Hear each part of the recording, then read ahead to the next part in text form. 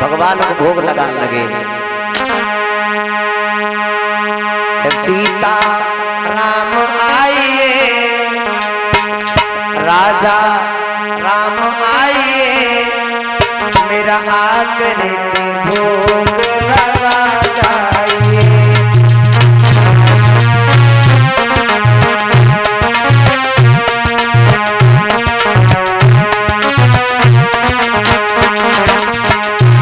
आवाज लगाई, आओ सीता राम आइए, राजा राम आइए, मेरा आकर के भोग लगा जाइए।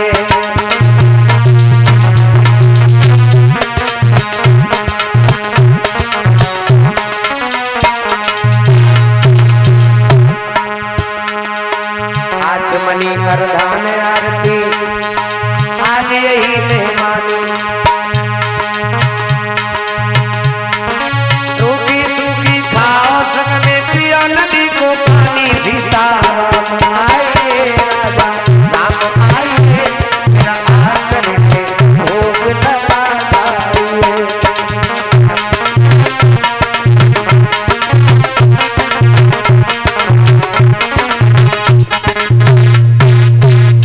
तो उस भक्त के सामने साक्षात भगवान ने जाकर के दर्शन दिए हैं, भोग लगाया है। ये श्रीमान अवधेश यादव सनौप बहादुर सिंह इसी ग्राम जलही से 501 रुपया इस अनुष्ठान में दान करते हैं। भगवान सदा दीर्घ आयु, समाज का सम्मान पैदा हो।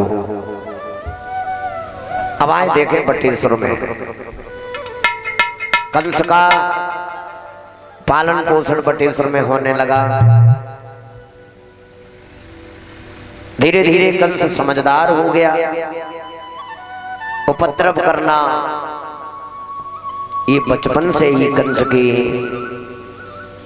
हृदय में बैठ गया है। छोटा कोई बालक मिल जाए तो कहो किसी का गला दबा दे। अब तो सूरसेन राजा कंस से बड़े दुखी होने लगे।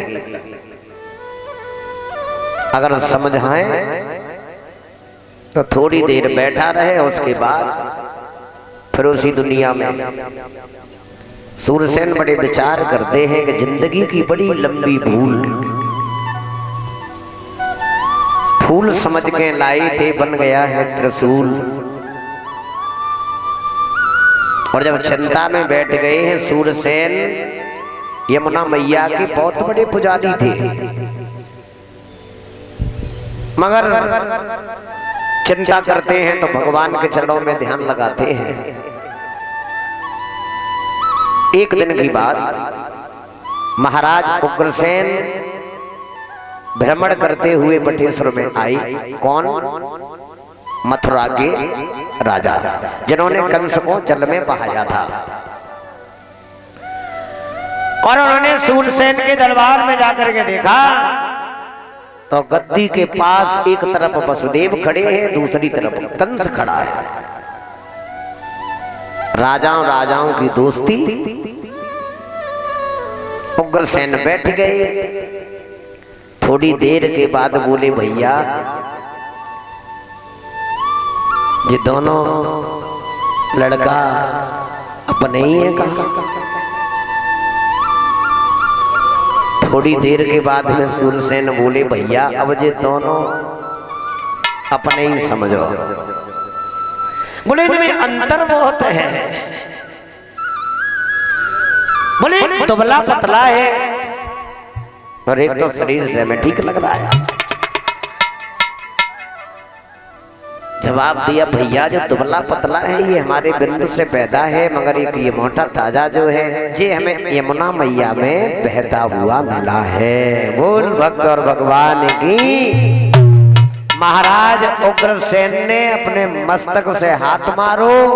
अब उस बालक के कर्म संस्कार पूछने लगे। बोले भैया दोनों में बड़ा प्यार है और सम्मान करना जानते हैं। हमारे आने से पहले दोनों खड़े हो गई।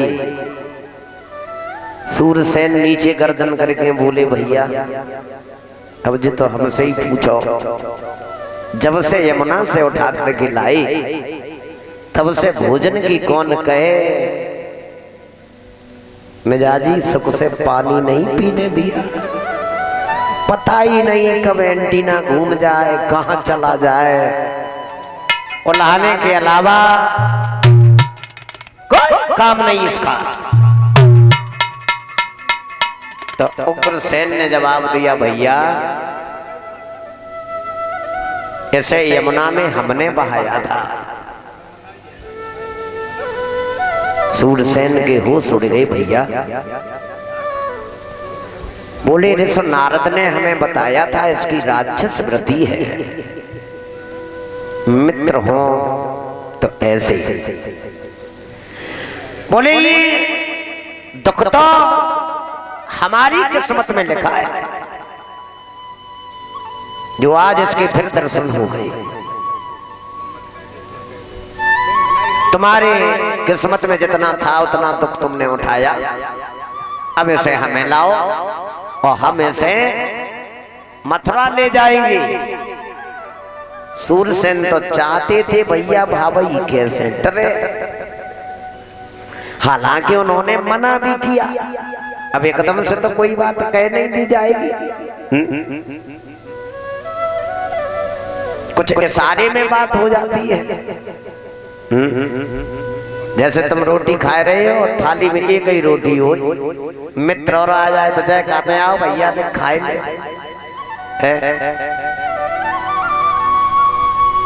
इशारे में बात होने लगी। बोले नहीं, सूरसेन ने कहा नहीं, इतने परेशान तो नहीं है, अब बच्चा है, थोड़ा बड़ा हो जाएगा तो सुधर जाएगा, अब आ गया है तो यही बना रहने दो।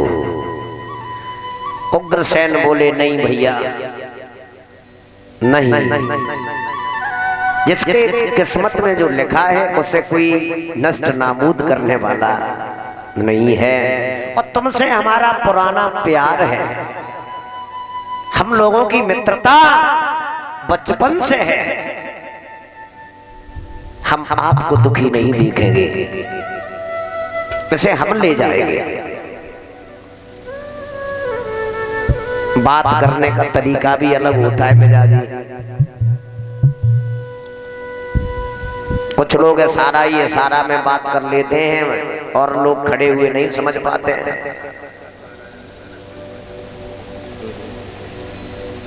जैसे एक बाबा जी एक दिन एक बड़ी बूढ़ी माता जी के घर पे गए, तो माता जी ने बहुत बढ़िया बढ़िया भोजन बनाए, यज्ञपति बहुत अच्छे भोजन बनाए, और बाद में कहा सेके पापड़। अब पापड़ सेक के लाई, बाबा जी को खिलाने लगी, पूरी खीर साग, और ऐसी भगवान की कृपा कि वह बूढ़ी माता जी को पापड़ रखने का ध्यान ही नहीं रहा। अब इतने बढ़िया बढ़िया आइटम बने, बाबा की नजर केवल पापड़ पे रहे कि पापड़ कैसे रखे जाएं, और शर्म भी करनी पड़ती है। सोचने लगे कैसे इनसे कहें कि तुम पापड़ रख दो ध्यान देने की बात है। तोली माता जी पीठ घुमाए के बैठी, अब पापड़ बिल्कुल आड़म हो गए। अब बाबा जी तो भोजन करने लगे, लेकिन बार बार ध्यान पापड़ की तरफ जाए, पापड़ कैसे मिले। कई माता जी आज रास्ता में हमें इतना बड़ो सर्प मिलो, उसे देख के हम तो डराए गए। तो माता जी ने पूछी कितना बड़ो तो बाबा जी? बाबा जी बोले इतना बड़ो तो यहाँ से लेके अबे पापड़ रखे ताक तक। सोई माता जी को ध्यान आए, बोले गुरु जी पापड़ तो रखी ना है भाई। इशारा में भी बात हो जाती है। आज कंस को लेकर के महाराज उग्रसेन चले हैं कहाँ? मथुरा की ओर। और जब मथुरा की ओर आगे बढ़े तो लेके बेटा को राजा मथुरा चले, दिल में बातें छुपी की छुपी रह गई।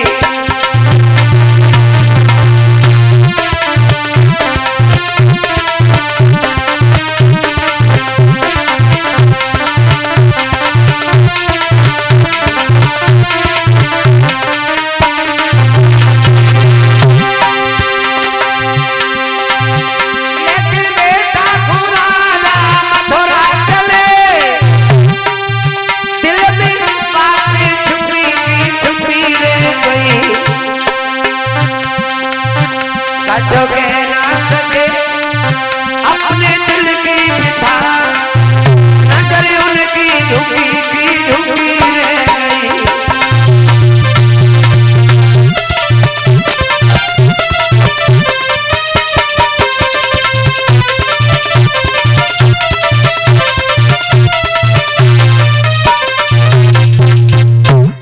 जवाब दिया, हे महाराज, उग्रसेन कंस को लेकर गया थे मथुरा नगरी में, और कंस जब मथुरा में पहुंच गया है, बचपन से ही अपने जैसे 18 और छांट के अपने साथ अपने साथी बना करके एक टोली बनाई। अब जिधर निकल जाए उधर मैदान साफ, मंदिरों में जाए मूर्ति तोड़े, यमुना की पार पे जाए, राजा का लड़का है तो गरीब के बच्चा यमुना की पार पे खेले तो उठा के यमुना में फेंक दे।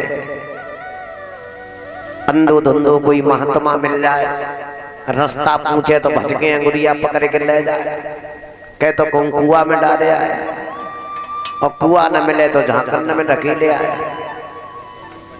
उपद्रव शुरू कर दिए।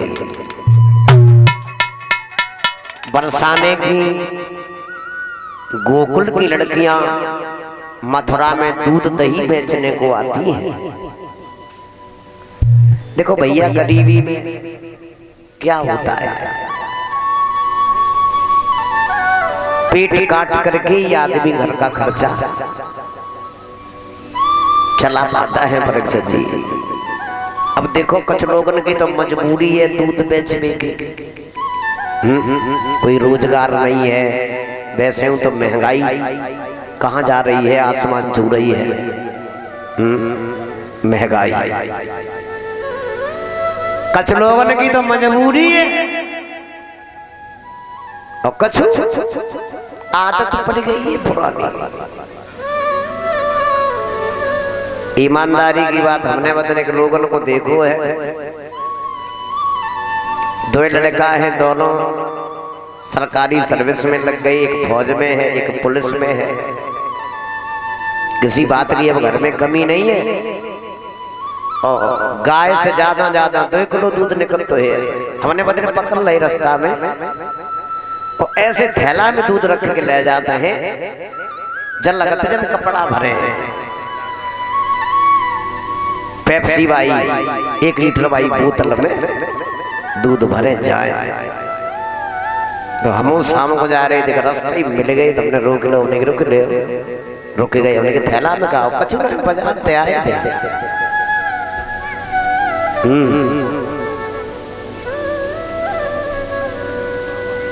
तो मैंने देखा गाय से 2 किलो दूध निकलता है, 1 किलो डोकर दूध ले जाता है, 4 किलोमीटर डेयरी है। आदत पड़ जाती कुछ लोगों की। याद रखना भाइयों, जो जैसे विचार बना लेता है भगवान उसके साथ में आगे चल करके वैसा ही फल देना शुरू कर देते हैं। फल तो वही मिलेगा जिस डाली को फल सहने की क्षमता होगी, भगवान उसी पे फल देता है। कुछ ऐसे भी वृक्ष देखे होंगे फल खराब हो जाते हैं, किसी के मुंह में नहीं जाते हैं। एक आदमी एक दिन रास्ता में जा रहा था, तो गर्मी का महीना रहे, तो एक आम के वृक्ष के नीचे लेट गया, आलसी रहे तो लेट गया और सो गया। तौले हवा चली तो अमियां टूट के नाक पे गिरी। अब अमियां टूट के नाक पे गिरी तो बड़बड़ाए कि उठ तो गौ और आगे बढ़ो। तो जब सोचने लगो भगवान है कैसा, बने खेत में तरबूज लगे देखे भारी भारी। तो जब सोचने लगो जो इतना बड़ो फल तो वह पेड़ लायक तो जो फल अगर आम पे लगो हो तो ज्यादा बढ़िया था। और देखो वृक्ष ने कसो फल तो बड़ो भगवान ने लगाए दो। सोई वह सत्य आई के अमियां टूट के वे नाक पे गिरी थी। फिर जब सोचने लगो भगवान खैर तू करता तो अच्छा ही है, अगर अमियां की जगह पे जो तरबूज लगो हो तो और कहूं जो हवा चलती और टूट के नाक पे गिरतो। श्री सुखदेव जी समझाते हैं महाराज परीक्षित, भोजराज कंस जिस समय उपद्रव कर रहा है, लड़कियों को देखा तो आवाज लगाई, अरे अंगुली उठाई की कहीं कंस ने, और कौन कहां से आई, कितनों हमें बताई जाई हो सब कुआरी हो या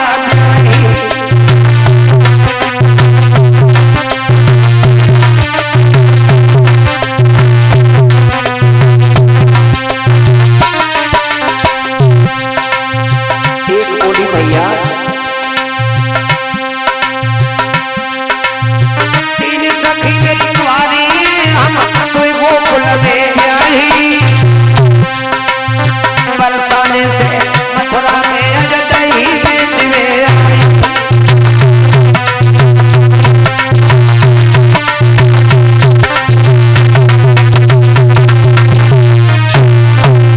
जवाब दिया भैया तीन सखी कुआरी हैं और हम दो गोकुल में ब्याही हैं।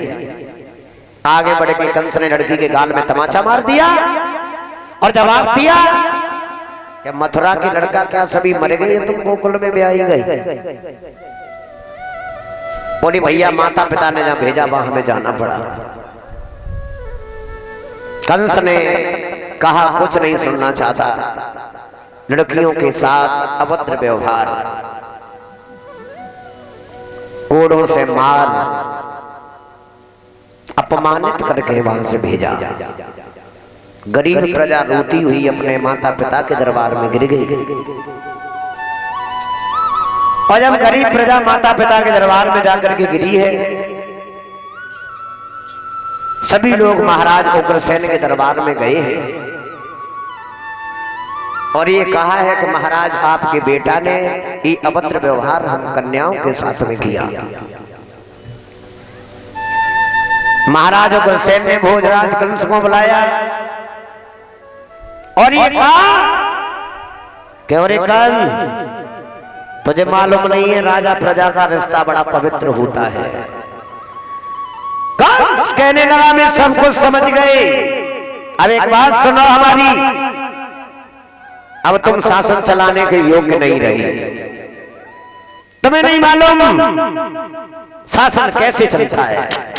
बूढ़े बाप इधर देखो, अरे बाप लगावे बुढ़ापो आई,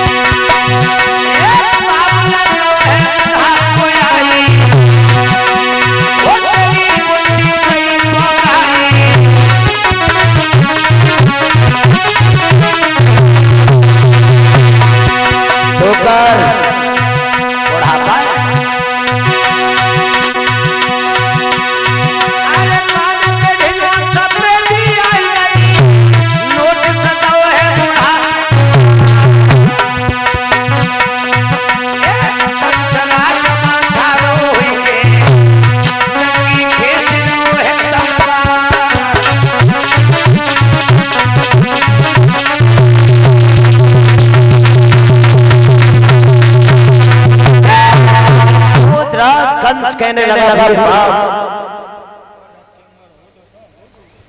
तुम शासन चलाने के योग्य नहीं रहे, तुम नहीं जानते हो कि शासन कैसे चलता है। गद्दी से नीचे आ जाओ। ये मथुरा की प्रजा कभी नहीं तुमसे कहेगी बुढ़ापा देख करके कि तुम गद्दी से नीचे आओ। अरे हमने देखा है ये मथुरा के लोग पीछे पीछे बातें करते हैं कि अब उग्रसेन शासन चलाने के लायक नहीं रहे। भैया कंस तुम ही गद्दी देखो। आज मजबूरी में तुम्हें बता रहा हूं। उग्रसेन को सम्मान से बड़ा प्यार था और ये बात सच है। जब घर में चले नहीं ये कहूं तो फिर शांत होकर के बैठो। इसी में फायदा है। यज्ञपति महाराज दिक्कत तो होती है, देख देख करके बन रहा है क्या बिगड़ रहा है, मगर जब घर में एक भी पेश नहीं जाती है फिर तो चुपचाप रहो। जो हो रहा है होने दो। धीरे से नीचे आई। कंस ने वो महाराज उग्रसेन का ताज अपने सर में बांध करके और जिस समय मथुरा की राज्य गद्दी पे कदम रखा ऐसा लगा कि धरती और आसमान हिल गई हो। बैठ गया। बैठ करके भोजराज कंस ने सभा को संबोधित किया। हमारे इस प्रांगण में बैठे हुए सभी भाइयों, आज तक हमारे बूढ़े बाप ने शासन किया और अब इस मथुरा का राजा कंस है। और कंस मथुरा का राजा ही नहीं, कंस मथुरा का भगवान है। भगवान आज के बाद सभी कानून नए लागू किए जाएंगे। वाह भाई वाह। पहला कानून कंस कहने लगा सुबह होते ही होते आप लोग लग जाते हो सुहा सुहा। घी को अग्नि में जला देते हो। आज के बाद हवन यज्ञ करना बंद। घी खाओ और हड्डी मजबूत बनाओ। कैसी रही? दूसरा साथी पास में खड़ा था, बोले महाराज बहुत बढ़िया। कंस कहने लगा सच कहिए मथुरा के लोगों, मथुरा का राजा कौन रहना चाहिए? भाई 18 संग में कुत्ता खड़े थे, चिल्लाने लगे कंसराज जिंदाबाद, कंसराज जिंदाबाद। कंस कहने लगा दूसरा कानून, जिनके माता पिता वृद्ध हो गई, बुढ़ापे में बैठ के नहीं खबाओ, आंगन में गड्ढा खुदवाओ, दबा दो। एक हंसने लगा, बोला महाराज तुम्हारे पिता के शासन में दीन दुखियों की, बुजुर्गों की बड़ी सेवा होती थी। कंस कहने लगा इतनी तो पागल हो, बुढ़ापे में खांस खांस के थूकेगी, बीमारी बढ़ेगी, न रहेगा बांस न बजेगी। आज के बाद कोई तिलक, पीले कपड़ा, माला छापा नजर नहीं आने चाहिए। सबसे पहली भावई टूटी है संत लोगों पे। भोजराज कंस संतों के वस्त्र उतरवाने लगा और नंबर बाई नंबर टोपियां सर पे लगवा करके कारागार में लाइन लगी है। लाइन गेट में जाने की जगह नहीं है। घोर अत्याचार कंस ने शुरू कर दिया। कंस जब राजा बना है, राजा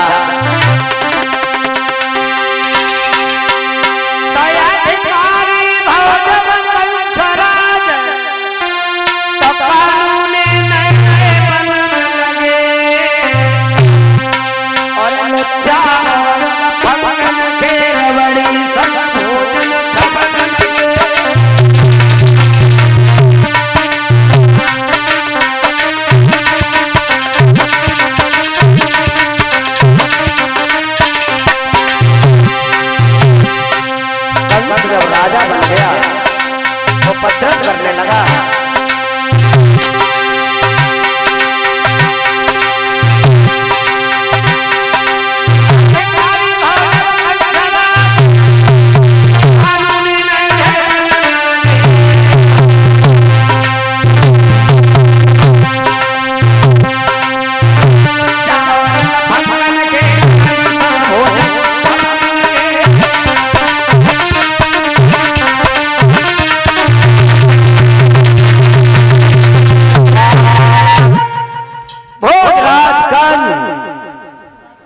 उपद्रव कर रहा है, अत्याचार कर रहा है, संतों की बड़ी दुर्दशा है।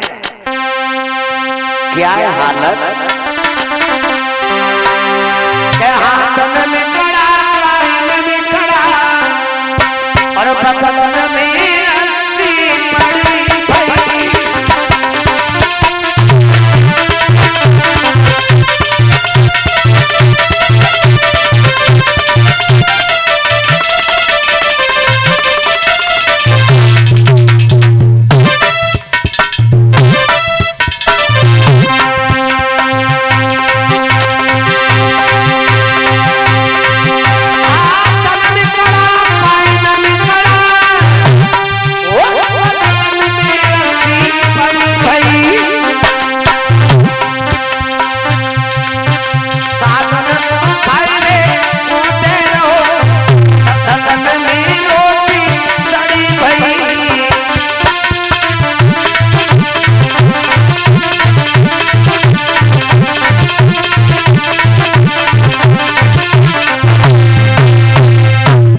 अत्याचार कंस कर रहा है।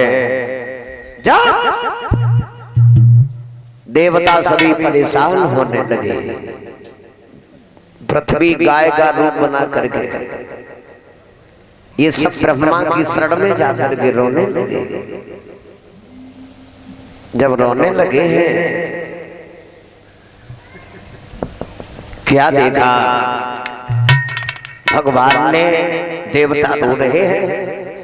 ताली बजा करके आप लोग भी बोलो, कैसे रोए हैं सभी देवता भगवान से। अरे तेरा सुनो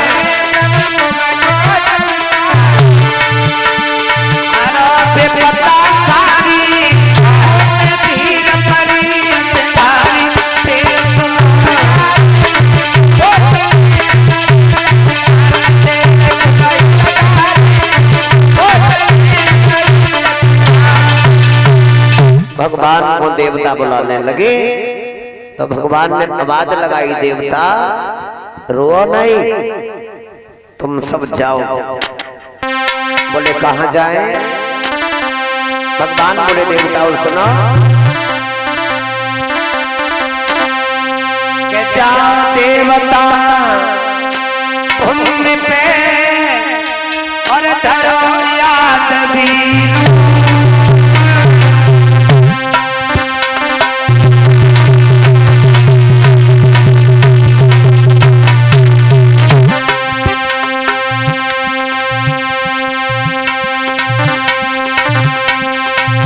जाओ देवता भूमि पे धरो याद भी रूप हम यादव कुल में आ रहे मन की यादव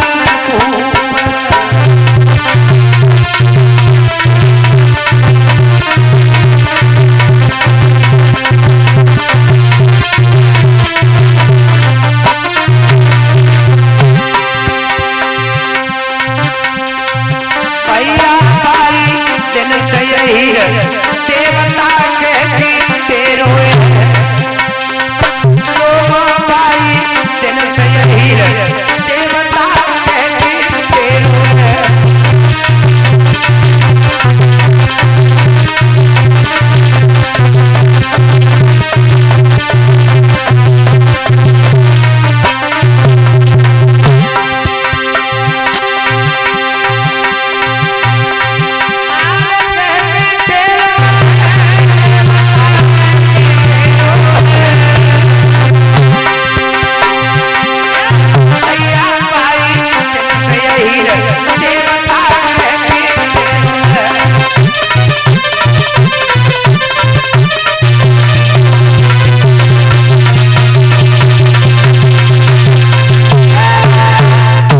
जवाब दिया पृथ्वी पे जाकर यादव बनो। यादवों के यहाँ देवता जन्म लेने लगे। अब धीरे धीरे समय बीता।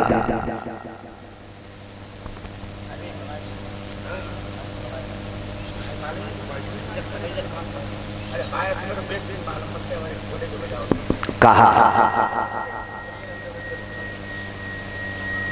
जिस समय देवता इधर गोकुल में बरसाने में नंद गांव में यादवों के यहाँ जन्म अवतार ले लेकर के आने लगे।